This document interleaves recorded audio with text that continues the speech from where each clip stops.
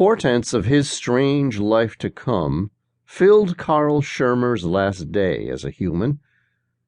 As he completed his morning ablutions, he noticed in the bathroom mirror that his hair, what little of it remained, stood straight up.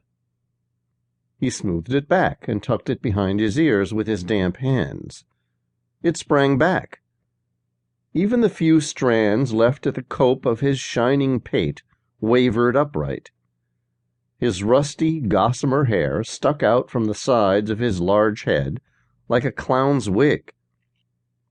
With his usual complaisance, he shrugged and began shaving his broad face. The day, he sensed, was going to be unusual. His sleep had been fitful, and he had awoken to a breed of headache he had never before encountered. His head was not actually aching, it buzzed, as though overnight a swarm of gnats had molted to maturity in the folds of his brain. After completing his morning cleansing ritual and checking the coat of his tongue and the blood brightness under his lids, he put his glasses on, took 2 acetaminophen, and dressed for work. Carl, not a stylish or a careful dresser, nonetheless noticed the wrinkles of his clothes, which he had ironed 2 nights before for a dinner his date had cancelled. The white shirt and brown slacks had looked fine, hanging in his closet, but now they hung particularly rumpled on him. He tried to brush the wrinkles out, and static sparked along his fingers. The morning, already old, urged him on, so he didn't bother to change.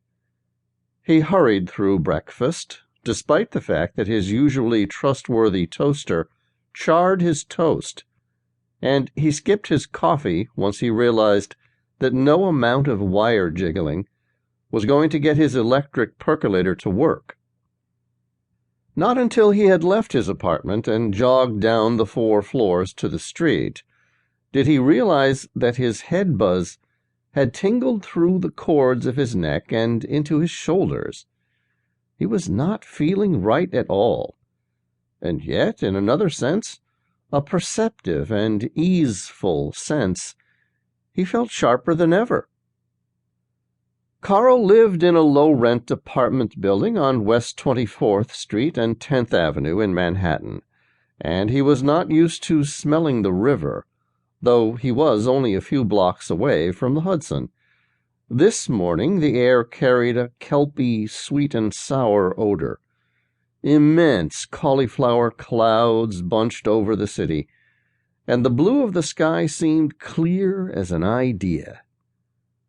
He strolled down 23rd Street with an atypically loose stride, face uplifted to the path of heaven. Spring's promise-haunted presence drifted through the tumult of clouds. Odd, since this was November. The rainbow-haired punks that loitered about the Chelsea Hotel looked child-bright and friendly today. Carl knew then that the ferment of a mood indeed altered him, but he didn't care. Though his blood felt carbonated, the city looked benevolent, and he went with the illusion. At the corner of 7th Avenue, a drunk approached, and he handed over $1, appreciating the serene desuetude of the woman's face. Nothing could depress him this morning, and the sight of the place where he worked sparked a smile. He managed the Blue Apple, a bar and restaurant at 22nd and 7th. Except for the neon sign in the vine-trellised window, the antiquated structure hoarded darkness. The narrow building had been an Irish bar with the inspired name The Shamrock, run and owned by Caitlin Sweeney, an alcoholic widow supporting her thirst and a daughter, with the faithful patronage of a few aged locals. To keep listening to this audiobook, I've left you a link in the description so you can do it, at no cost thanks to Audible's 30-day free trial.